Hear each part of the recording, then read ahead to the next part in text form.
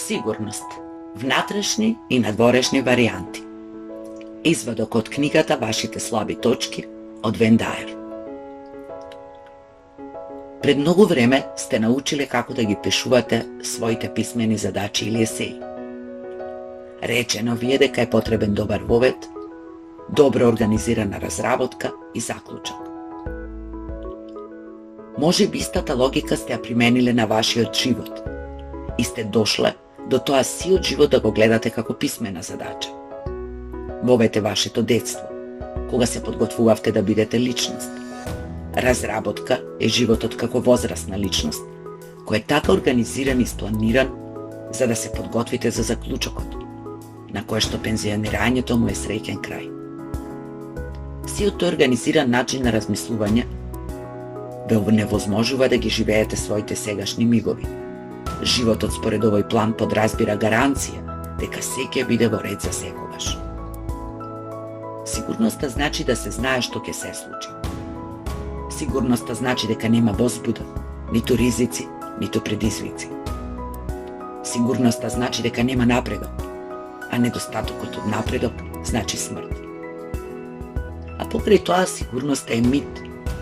Се додека постоите на земјата како личности, а системот останува ист, никогаш не можете да имате сигурност.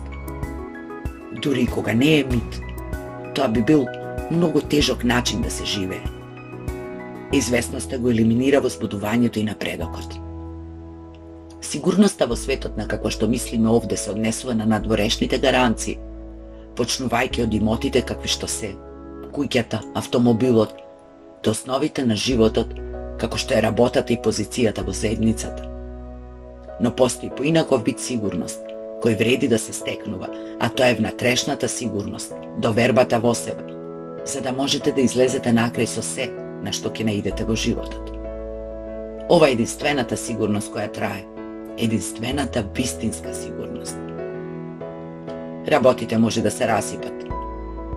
Економската депресија може да ги потроши парите, вашата куќа може да биде запленета, но вие можете да бидете ваша карпа на самоувереноста. Можете да имате толкава верба во себе и својата внатрешна сила, дека работите или другите луѓе може да бидат видени како пријатни додатоци, кои понекогаш се и непотребни. Испробајте оваа мала вежба. Предпоставете дека токму сега, во овие секунди, додека го слушате овој извадок, некој се нафрла на вас, ве соблекува голи и ве одвезува со хеликоптер. Без предупредување, без пари, без ништо. Само вие.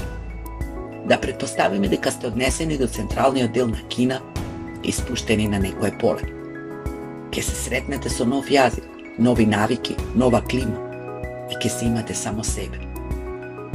Дали ќе преживеете или ќе пропаднете?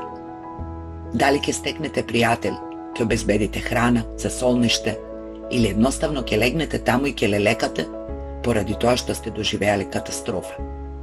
Ако ви е потребна надворешна сигурност, тогаш ќе исчезнете, бидејќи сиот ваш имот ќе исчезне. Но ако имате внатрешна сигурност и не се плашите од непознатото, тогаш ќе преживеете.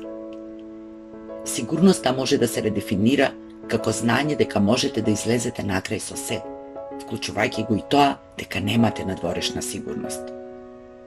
Немојте да паднете во замката на надворешната сигурност, бидејќи таа ви одзема способноста да живеете, да напредувате, да се исполнувате себе си. Погледнете ги луѓето без надворешна сигурност, луѓето на кои не им се испланирано. Може би се тие далеку пред играта наречена живот. Барем може да ги испробаат новите работи и да одбегнат замката на постојаното станување на сигурно. Джим Скавано во книгата "Сакаш ли да ми бидеш пријател" одлично ја опишува сигурноста во својата мала песна по име "Еден ден".